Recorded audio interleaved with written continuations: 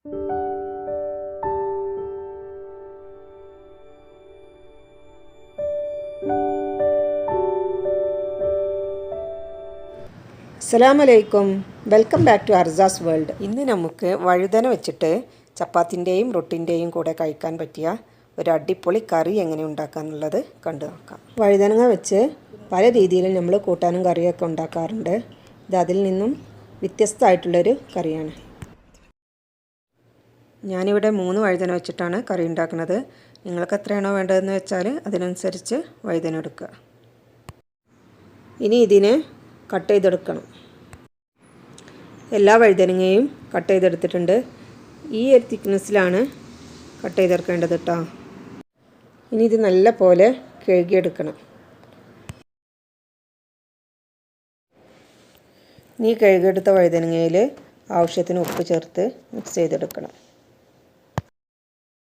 ഇനി ഇതെല്ലാം പൊരിച്ചെടുക്കാം.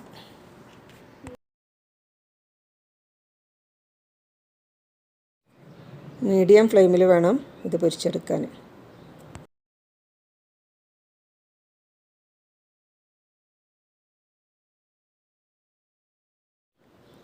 ഇത് തിരിച്ചു മറിച്ചിട്ട് വേവിച്ചെടുക്കണം.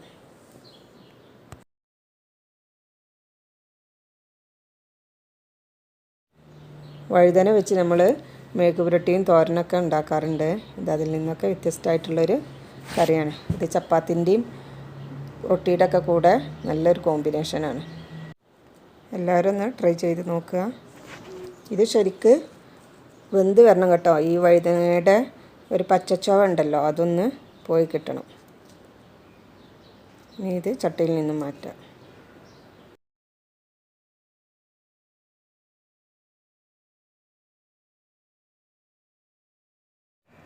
ഇനി കറിയിലേക്ക് വേണ്ട മസാല ഉണ്ടാക്കാനായി 1 ടേബിൾ സ്പൂൺ വെളുത്തുള്ളി ചതച്ചത്, 2-3 വെളുത്തുള്ളി ഉണ്ടാവും.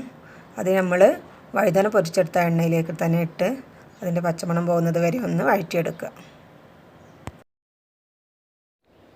ഇനി ഇതിലേക്ക് 1 തക്കാളി കട്ട് ചെയ്തത് ഇട്ട് കൊടുക്കുന്നുണ്ട്. അത്യാവശ്യം വലിപ്പമുള്ള ഒരു തക്കാളിയാണ് ഞാൻ എടുത്തിട്ടുള്ളത്. ചെറിയ തക്കാളിയാണെങ്കിൽ ഒരു 2 എണ്ണമൊക്കെ ആവാട്ടോ. ഇത് നല്ലോണം ഉടഞ്ഞ് വരുന്നത് വരെ ഒന്ന് വേവിച്ചെടുക്കണം.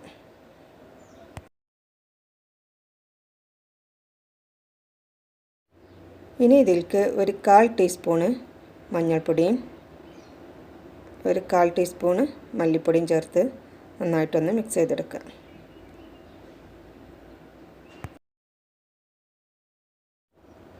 ഇനി ഇതിലേക്ക് 1/2 ടീസ്പൂൺ മുളക് പൊടിയും ആവശ്യത്തിന് ഉപ്പും ചേർത്ത് ഇതിൻ്റെ പച്ചമണം പോകുന്നത് വരെ ഒന്ന് വഴറ്റിയെടുക്കണം. മുളക് പൊടിയൊക്കെ നിങ്ങളുടെ എരിവിനനുസരിച്ച് എടുക്കാം കേട്ടോ.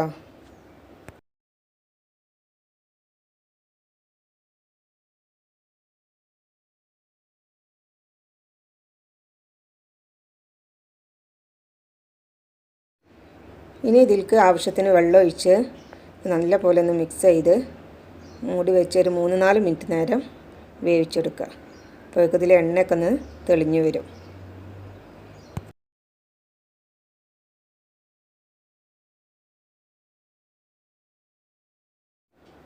ഇപ്പോൾ തക്കാളിയൊക്കെ നല്ലോണം ഉടഞ്ഞ് മസാലയൊക്കെ നല്ല തിക്കായി വന്നിട്ടുണ്ട്. ഇനി ഇതിലേക്ക് കുറച്ച് മല്ലിയില ഉണ്ടെങ്കിൽ ഇട്ട് കൊടുത്താൽ മതി, വേണമെന്നൊന്നുമില്ല. ഒരു പിഞ്ച് ഗരം മസാല കൂടെ ചേർത്ത് കൊടുക്കുന്നുണ്ട്. ഇതൊക്കെ ഓപ്ഷണലാണ്.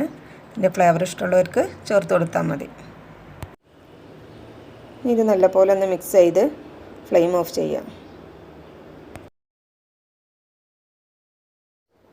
ഇനി ഇതിലേക്ക് വേണ്ടത് നല്ല കട്ട തൈരാണ്.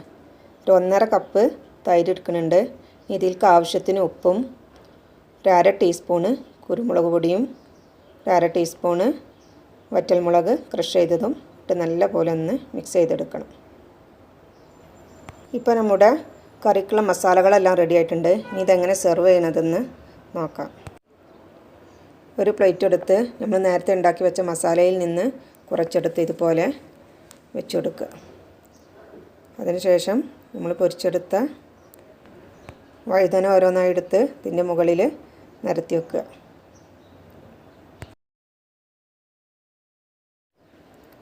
ഇതുപോലെ അങ്ങ് വെച്ച് കൊടുത്താൽ മതി.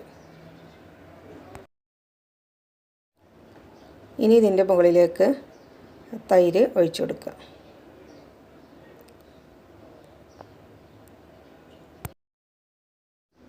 ഇനി ക്രഷ് ചെയ്തെടുത്ത മുളക് കുറച്ച് ഇതിൻ്റെ മുകളിലൊന്ന് സ്പ്രെഡ് ചെയ്ത് കൊടുക്കുന്നുണ്ട്. കുരുമുളക് പൊടി ആയാലും മതി കേട്ടോ.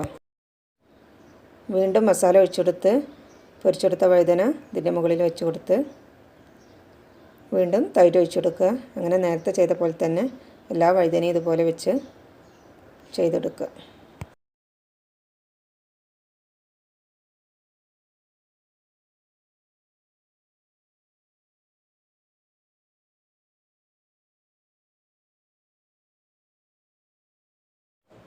അപ്പോൾ നമ്മുടെ വഴുതനങ്ങ കറി റെഡി ആയിട്ടുണ്ട്.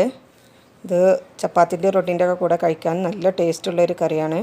എല്ലാവരും ഒന്ന് ട്രൈ ചെയ്ത് നോക്കണം. ഇനി കുറച്ച് മല്ലിയില ഇതിൻ്റെ മുകളിൽ കട്ട് ചെയ്തിട്ട് കൊടുക്കുന്നുണ്ട്. അതുപോലെ തന്നെ ഒരു ക്യാപ്സിക്കവും കട്ട് ചെയ്ത് വെക്കുന്നുണ്ട്. ഇതൊക്കെ ഒരു ഭംഗിക്ക് വേണ്ടി ചെയ്യുന്നതാണ് കേട്ടോ. കുറച്ച് കുരുമുളക് പൊടി ഇതിൻ്റെ മുകളിൽ സ്പ്രെഡ് ചെയ്ത് കൊടുക്കുന്നുണ്ട്. അപ്പോൾ നമ്മുടെ വഴുതനങ്ങ കറി റെഡി ആയിട്ടുണ്ട്. വീഡിയോ ഇഷ്ടമായാൽ ലൈക്ക് ചെയ്യുക, ഷെയർ ചെയ്യുക, സബ്സ്ക്രൈബ് ചെയ്യുക. ഇനിയും പുതിയ വീഡിയോസുമായി വീണ്ടും കാണാം. Thanks for watching.